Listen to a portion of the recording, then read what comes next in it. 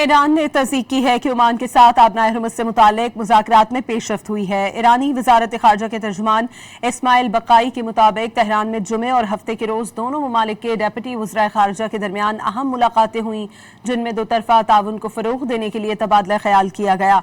इस्माइल बक़ाई के मुताबिक गुफ्तगू के दौरान दोनों ममालिक के माबैन साहिली रियासतों के खुद मुख्तार हकूक़ का मुकम्मल एहतराम करने पर जोर दिया गया। ईरानी तर्जुमान ने मुज़ाकरात को इंतहाई मुफीद करार देते हुए इस बात की तस्दीक की है कि तकनीकी और सियासी सतह पर मुशावरत जारी है। उन्होंने बावर कराया कि आबनाए हुर्मुज़ में जहाज रानी की सूरत हाल में कोई तब्दीली नहीं आई है। ईरान ने तस्दीक की है कि ओमान के साथ आबनाए हुर्मुज़ से मुतालिक मुज़ाकरात में पेशरफ्त हुई है। ईरानी वज़ारत ख़ारजा के तर्जुमान इस्माइल बक़ाई के मुताबिक तेहरान में जुमे और हफ्ते के रोज़ दोनों ममालिक के डेप्यूटी वज़राए ख़ारजा के दरमियान अहम मुलाकातें हुईं, जिनमें दो तरफ़ा ताउन को फ़रोग़ देने के लिए तबादला ख़याल किया गया। इस्माइल बक़ाई के मुताबिक गुफ्तगू के दौरान दोनों ममालिक के माबैन साहिली रियासतों के खुद मुख्तार हकूक़ का मुकम्मल एहतराम करने पर जोर दिया गया।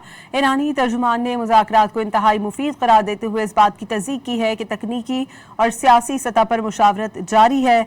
उन्होंने बावर कराया कि आबनाए हुर्मुज़ में जहाज रानी की सूरत हाल में कोई तब्दीली नहीं आई है।